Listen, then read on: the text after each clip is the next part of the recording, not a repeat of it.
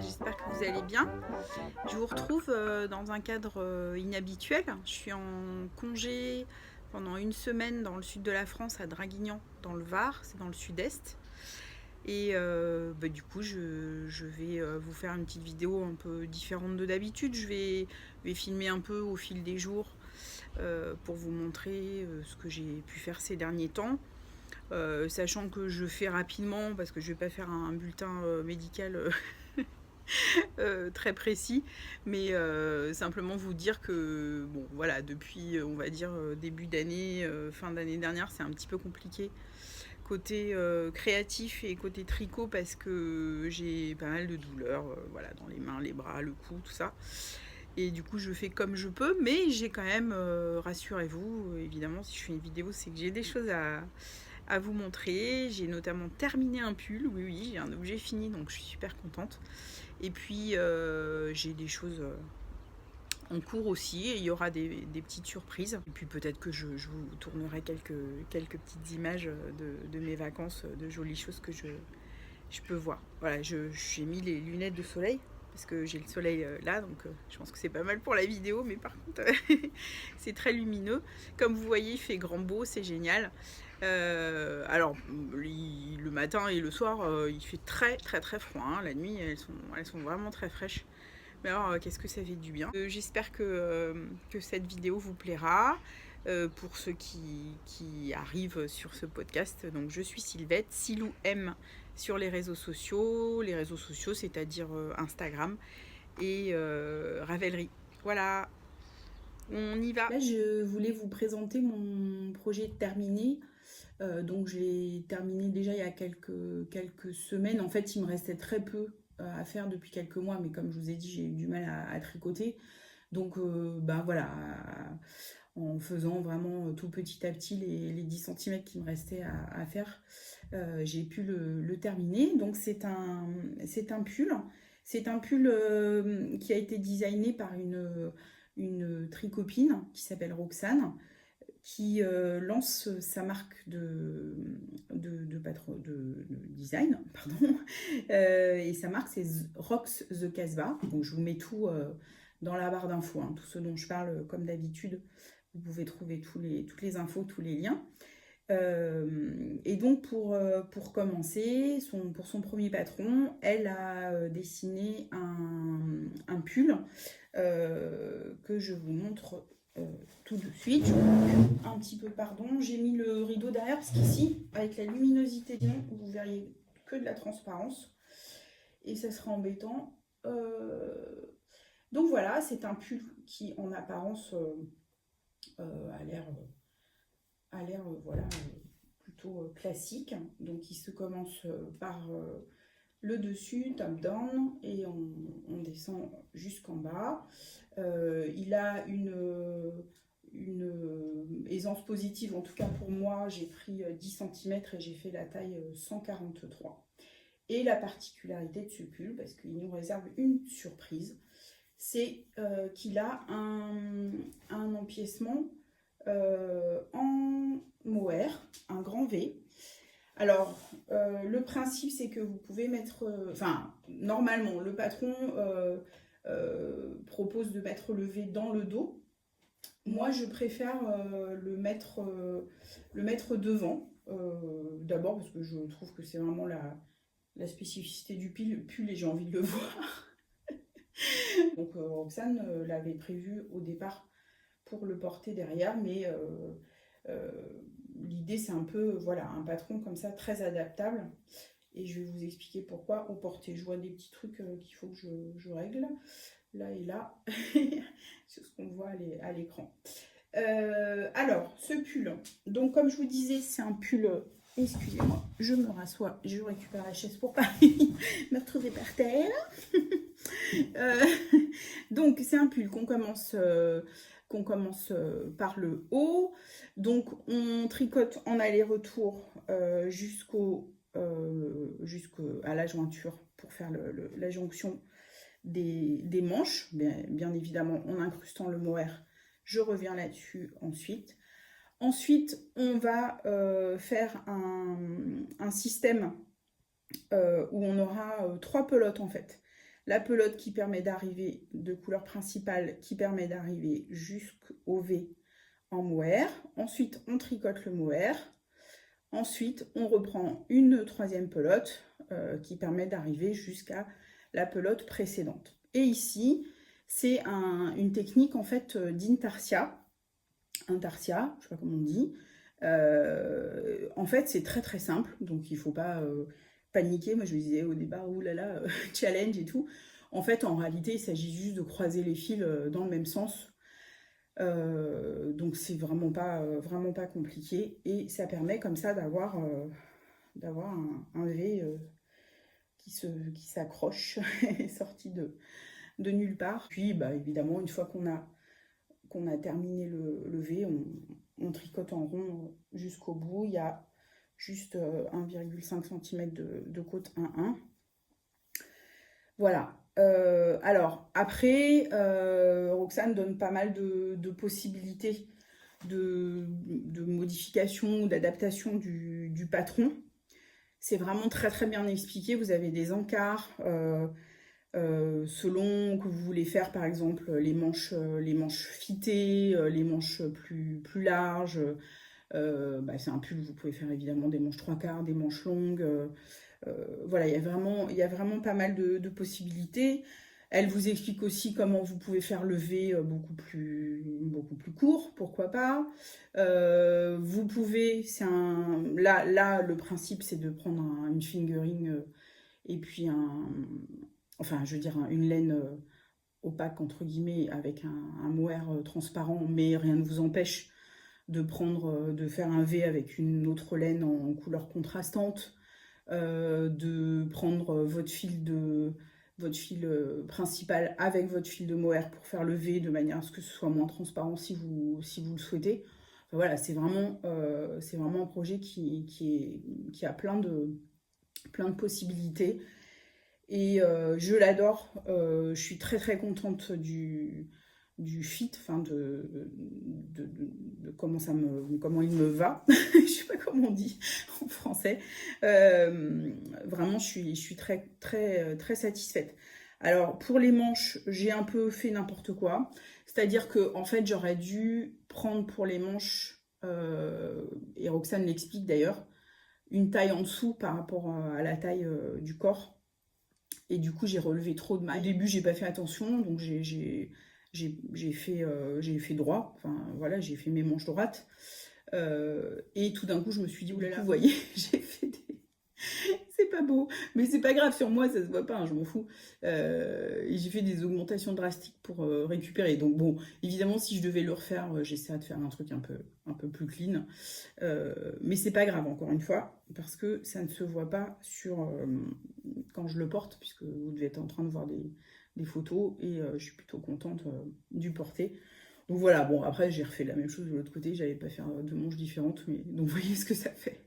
Ça fait un peu bizarre, mais voilà. Alors justement, donc le principe c'est que dans tout le patron, Roxane, elle vous explique à chaque fois, voilà, si vous voulez vos manches un peu lourdes, si vous voulez vos manches un peu fitées, vous pouvez faire ci, vous pouvez faire ça. Elle renvoie des vidéos pour les techniques, etc. Enfin, vraiment, c'est super.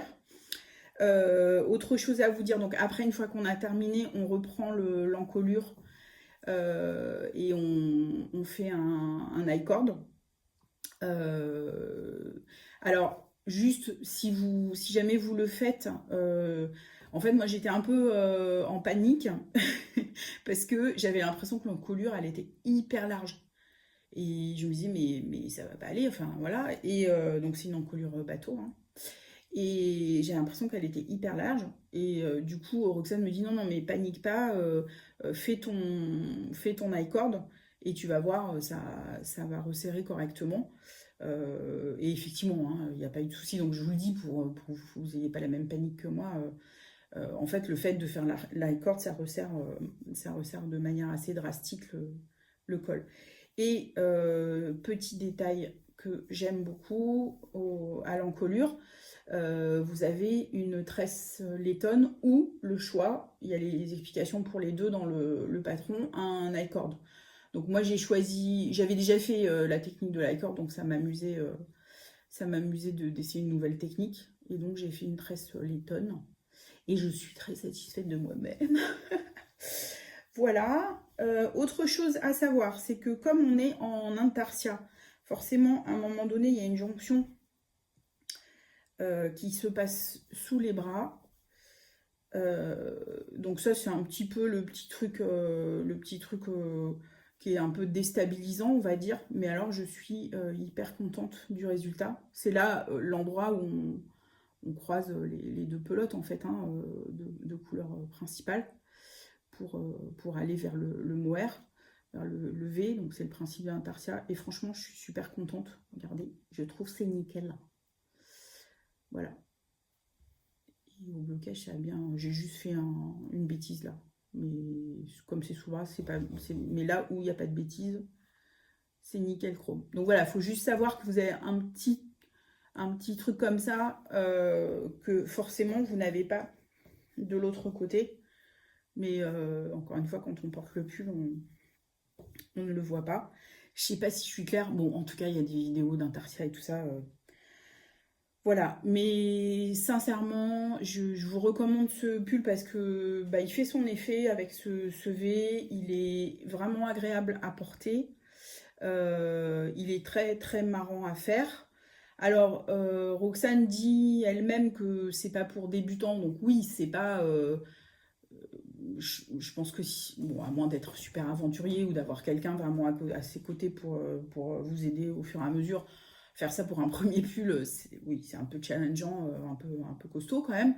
Mais bon, c'est pas non plus la peine d'avoir fait 25 pulls, hein, enfin, voilà, d'avoir une expérience de fou, parce que c'est pas non plus avec les vidéos, une fois qu'on a compris le principe du croisement des fils, voilà, c'est pas non plus la peine d'être très expert, quoi. Voilà, hein, il suffit d'avoir fait peut-être un ou deux ouvrages et on est bon.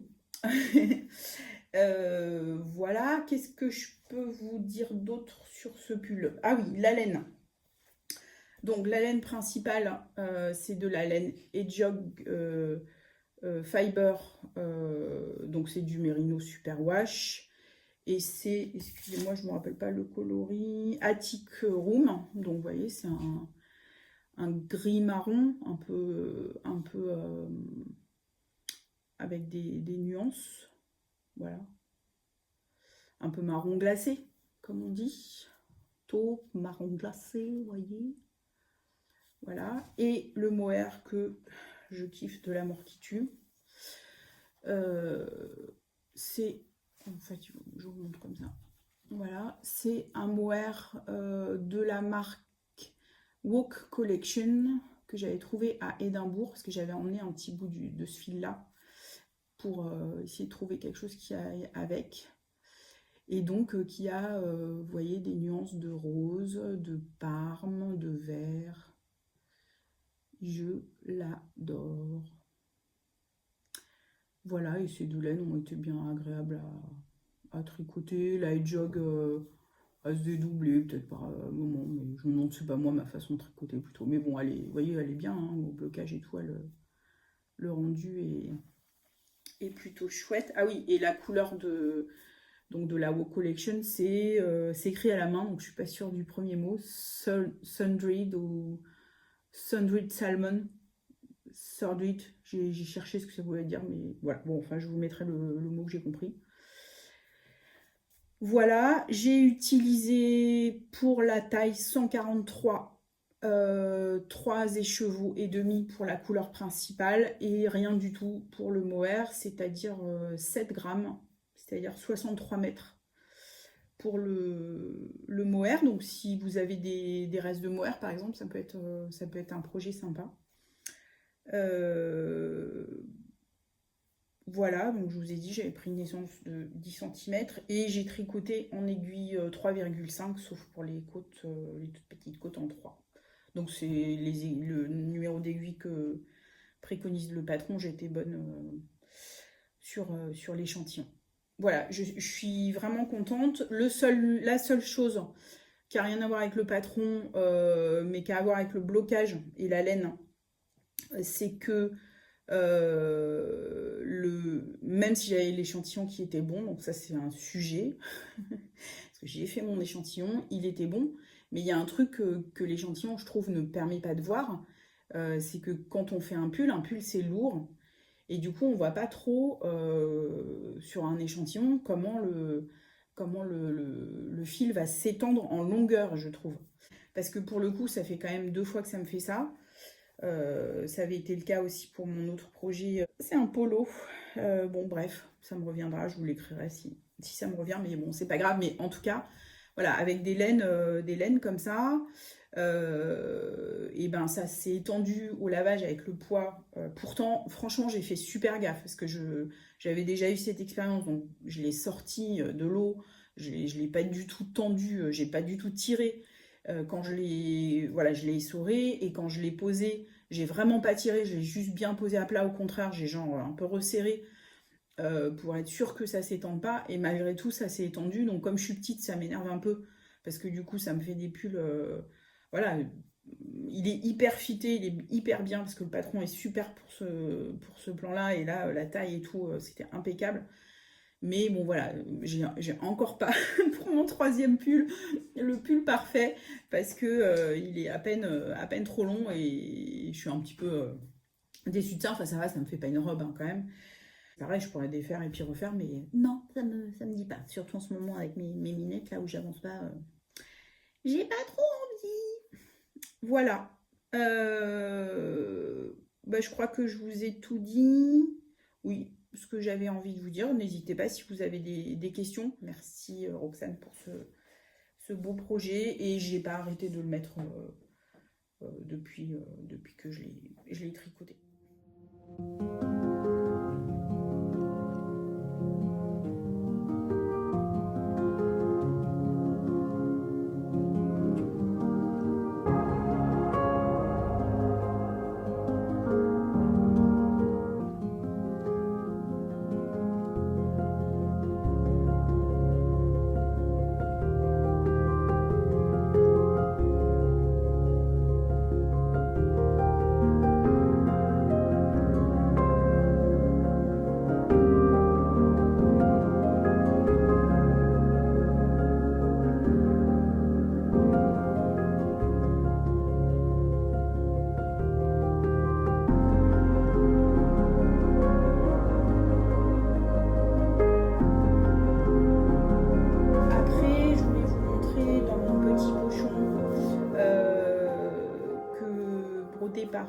Par Aimi Sokonit. Coucou Aimi. Je voulais vous montrer que j'avais terminé une des 2 chaussettes que j'étais en train de tricoter, les Into the Wood de Melody Hoffman B Mandarine, que j'adore. Ces chaussettes en fait, elles se commencent par ici. Donc c'est cuff down et elle se termine ici avec un talon, je crois qu'en français on dit un talon renforcé. Voilà, et elles ont un joli petit motif de petits V.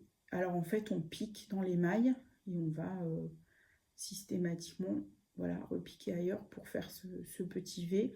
Donc c'est un petit peu tricky, comme disent les Anglais. C'est un petit peu... faut prendre l'habitude, mais franchement, c'est très simple. Hein.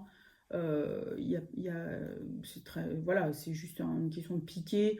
Après, il faut passer le fil. Voilà, enfin, 1 ou 2 fois où il faut prendre le coup de main, mais après, une fois qu'on a pigé, il n'y a pas de souci. Et je trouve que vraiment, ça donne un rythme et c'est joli. J'aime beaucoup. La laine, c'est de la laine Mondim la bien-aimée. Donc la base, c'est de la laine portugaise de la marque Mondim qui a été teinte. C'est une collaboration par la bien-aimée en coloris quail, donc que j'adore. Vous voyez, il y a plein de nuances qu'on voit plus ou moins ici. Voilà. J'aime beaucoup les petits speckles jaunes, les petits speckles rouges sur une base grise et marron.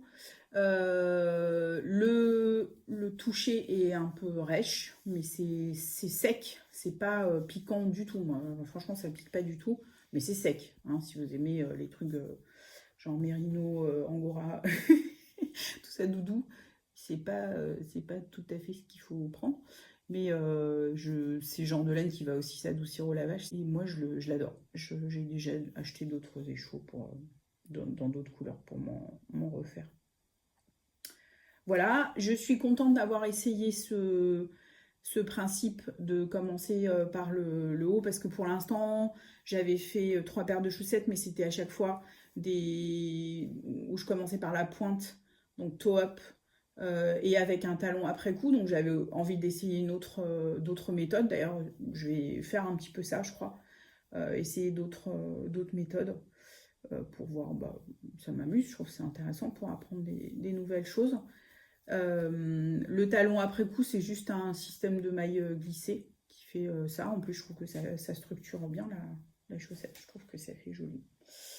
Voilà. Et pendant que je vous parle, je vous montre des photos au portée pour que vous vous rendiez compte.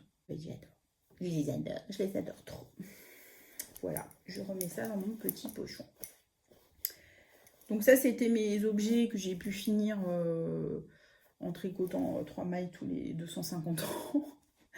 Voilà, et sinon, en ce moment, depuis une petite semaine, j'ai réussi à reprendre, non pas des aiguilles, mais un crochet, parce que ça me fait quasiment pas mal, ou très peu, en tout cas pendant une demi-heure, 3/4 d'heure, 1 heure, hein. Après il faut que j'arrête, mais j'ai réussi à reprendre mon crochet. Et donc je ne sais pas si vous vous souvenez, quand je vous avais montré dans les encours, donc j'ai pu avancer un petit peu ma couverture Cozy Stripe Blanket, ma couverture voilà, au crochet de Attic 24 sur les réseaux sociaux. C'est un patron gratuit. Elle en a plein. Allez-y, hein, si vous avez envie de vous faire des couvertures au crochet. Elle a plein de sortes de couvertures, et en fait les patrons sont accessibles pour tout le monde. Donc voilà, j'ai fini une série de couleurs, si je me rappelle bien. Je sais plus, il y a 13 ou 14 couleurs, je crois. Ou 15, je sais plus. Enfin bon, ouais, c'est pas grave, on s'en fout. On peut compter. Voilà, et je tricote avec de la Katona, c'est du coton, donc de chez Chubjeuse.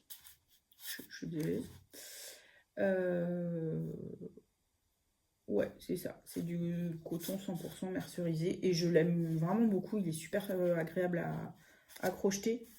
C'est vraiment super. Ça se crochette en crochet 4 mm.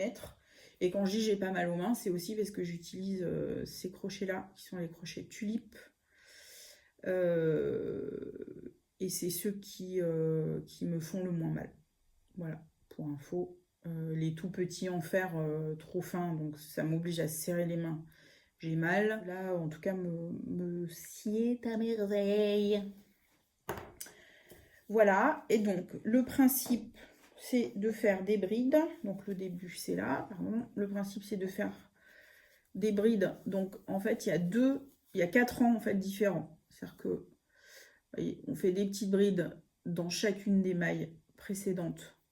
Ça, c'est un rang, ça, c'est 2 rangs. Et après, pour varier les plaisirs, on fait aussi des brides, mais on en fait 3 dans une des mailles, on en saute 2 et on refait. Voilà. Et après, on fait 3 brides dans l'espace qui est là. Et ensuite, on reprend.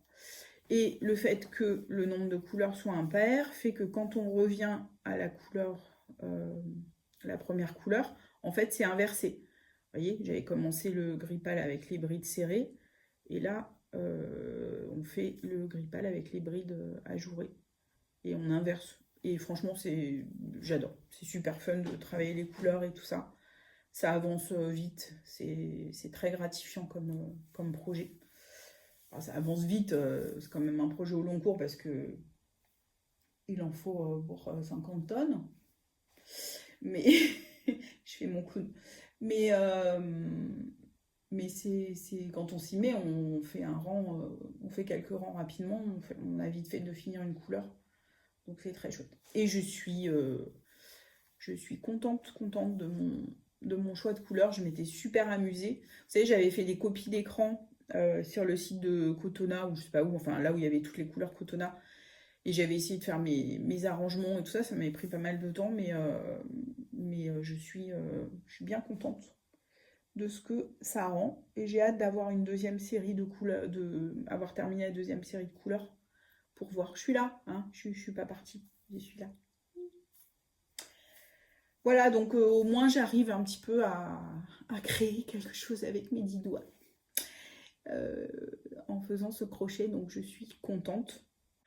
Donc je vous reviens demain ou après-demain. Et puis là, je vais aller au marché. Je vais aller faire un tour en ville, comme on dit. Voilà, je vous retrouve plus tard. Bye bye. Coucou. Aujourd'hui, je voulais vous parler d'un futur projet que je souhaiterais faire avec la laine. Une laine que m'a ramenée Soukonite Aimi du Japon lors d'un de ses voyages et qu'elle m'a offert à l'occasion d'un swap. Et que je trouve absolument magnifique. Donc là on est un petit peu à contre-jour, mais en fait vous voyez c'est une laine donc sur une base kaki et il y a un fil un petit peu jaune orangé qui passe et aussi un fil blanc qui donne des petits éclats de lumière. Elle est très belle, elle est toute poilue et extrêmement douce. Alors le truc c'est que j'ai pas trop de détails en fait, parce que la seule chose qu'il y a c'est une étiquette avec le grammage. Donc je sais que j'ai 90 grammes. Ce que j'ai fait c'est que j'ai coupé 10 mètres, j'ai pesé avec ma balance de précision et j'ai fait mon petit calcul en 3, ma règle de 3 et donc ça donne une laine qui fait 390 mètres pour 90 grammes, donc en gros c'est une fingering. Donc ça, voilà, j'ai une bonne indication là-dessus. Et ensuite, ce que j'ai fait, c'est que j'ai fait un échantillon avec 3 tailles d'aiguilles pour me rendre compte du rendu, pour voir ce que je souhaite. Donc là, on est un peu à contre-jour, c'est pas super. Mais donc, j'ai commencé avec une aiguille 3,5, une aiguille 3,75 et une aiguille 4 pour me rendre compte. Donc là j'ai mis des épingles pour faire 10 cm parce que j'ai compté, donc j'ai mis les petites notes sur mon carnet pour le nombre de mailles avant blocage, et là je comptais les mailles après blocage pour voir comment se comporte la laine. Et puis je voulais voir aussi un petit peu le rendu. Par exemple, vous voyez, mon impression c'est qu'avec l'aiguille 3,5 c'est un petit peu raide, un petit peu dur. Je trouve qu'au 3,75 c'est déjà plus souple, plus agréable. Donc là ça fait très ajouré parce qu'il y a la lumière derrière, hein, mais en fait c'est pas comme ça. Hein. Voilà, ça fait ça.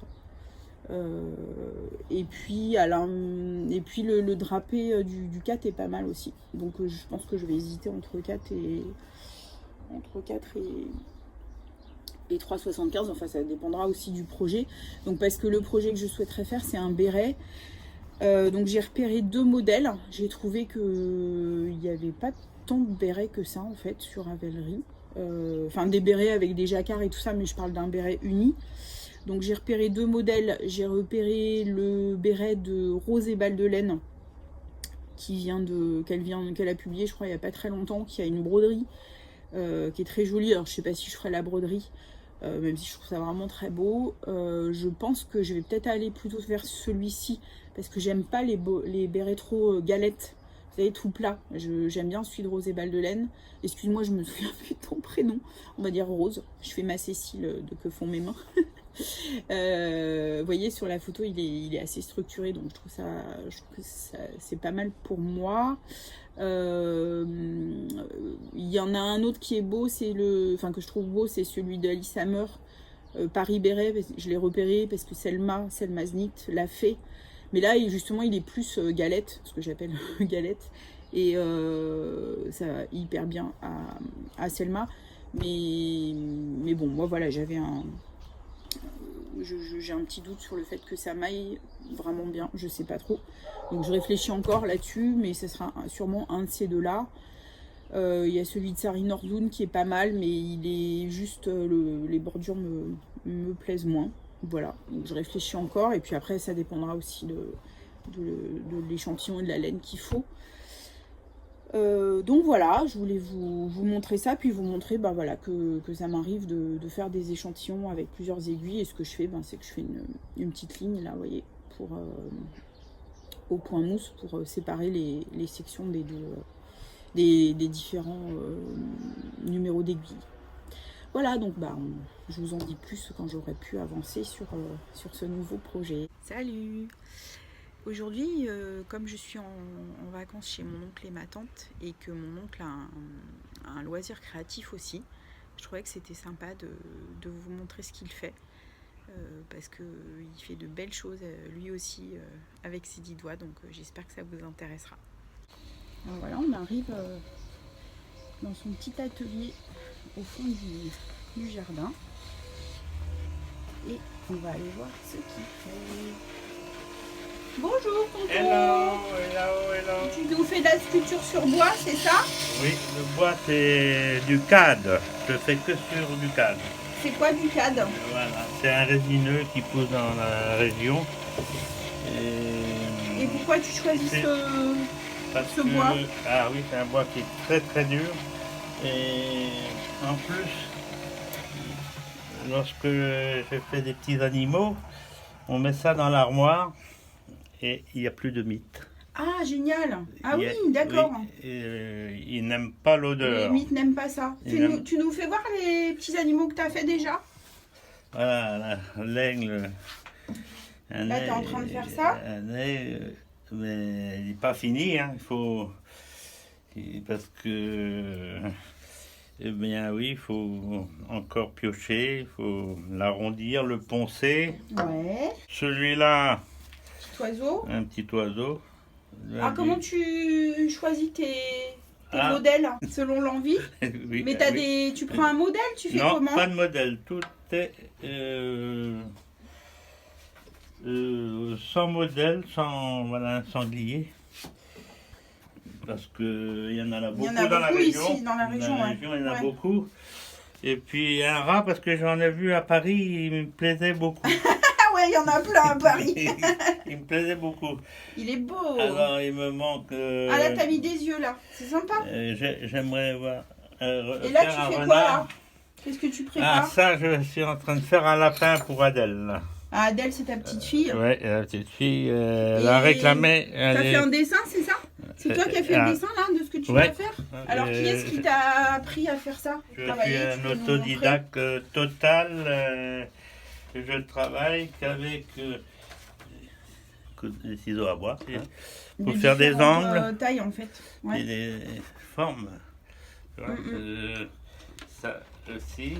J'en prends soin parce que. Oui, c'est des outils précieux quoi. Voilà. Alors donc, je pars d'un bout de bois comme ça. Ouais. Qui mine de rien, qui est tout mal foutu. Ouais. Ah, il y a la surprise. Oui, c'est chouette ça. Il y a la surprise de ces bois-là parce que tu vois là où il y a la branche, le départ d'une branche. Ben, ici, il peut y avoir un trou. Ah bon? Ouais. Ça peut être la surprise. Alors après, tu le dénudes, t'enlèves l'écorce. Là, ici, oui, je vais pouvoir. À quoi il ressemble? Et à quoi il va ressembler? Parce que mon lapin, il a une oreille, tu vois, une oreille droite et puis l'autre. Tu t'es pas simplifié la vie. Il est mal foutu celui-là. Ouais, enfin tu fais comme tu peux après, j'imagine, en fonction du bois. Oui. Puis, et c'est surtout, comme tu dis, la fonction du bois parce que. Oui, c'est lui qui décide un petit peu quoi. Il peut, là, je vais peut-être avoir des surprises, là, tu vois. Ouais. Ça peut, oui, t'es obligé de faire avec. Je suis obligé de faire avec. Mais c'est ça qui fait le charme. Alors, je sais pas si c'est là, devant du lapin ou là. Je sais pas. Et tu fais ça depuis combien de temps? Depuis que je suis à la retraite. Depuis que t'es à la retraite? Oui. Mais avant, t'as jamais fait? Même quand t'étais enfant, tout ça? Non. Et t'as vu des gens faire Oui, j'avais un oncle qui ne savait ni lire ni écrire, mais qui refaisait les roues de moulin. Les roues en haut, là, tout à la main aussi. Scie à la main, et puis les ciseaux comme moi, là. C'était quand ça? C'était dans quel... Ah c'était les années Ouais, 40, 40-50. 50. Oui, mais je voulais te faire voir le centre du bois. Ouais, vas-y. Ça marche? Alors, tu vois, là, si je prends comme ça s'éclate. Là, c'est quoi que tu fais? C'est les oreilles du lapin? Ça, c'est les oreilles. Il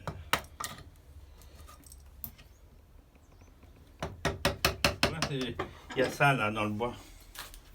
Et ben, il faut que j'arrive à me centrer. C'est le devant. Ça y est, t'as décidé, là. C'est décidé. Parce que ça va te... Parce que je profite de ça. Tu profites de ça pour les jambes, en fait, c'est ça? Pour mettre le pantalon? Pour mettre son pantalon de golf, là. Ouais.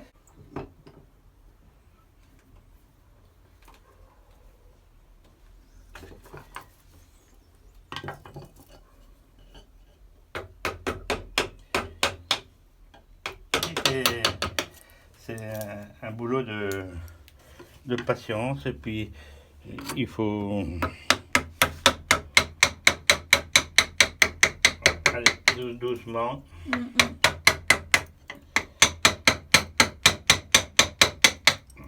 Tu vois, j'ai pris dans le mauvais sens, là, la taille. Ouais, ça fait un trou. Un schmock. Un schmock. Ah ouais.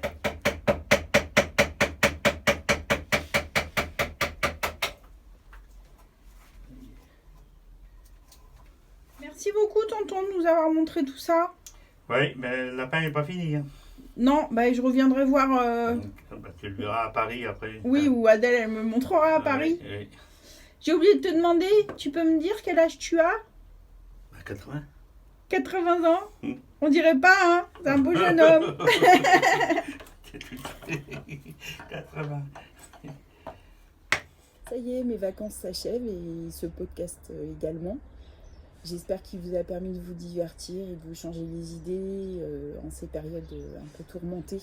Si c'est le cas, donc n'hésitez pas à mettre un petit pouce en l'air et à vous abonner pour être prévenu des prochaines vidéos. En tout cas, je vous souhaite de prendre grand soin de vous, des vôtres et puis des autres en général. Et encore plus que d'habitude, que la force soit avec vous. Et puis, si ça vous dit de continuer encore quelques minutes après cette conclusion, je vous mets quelques petites images et vidéos de ce que j'ai pu voir de joli pendant ces vacances pour conclure sur ce podcast qui s'appelle La vie douce. On en a bien besoin. À la prochaine!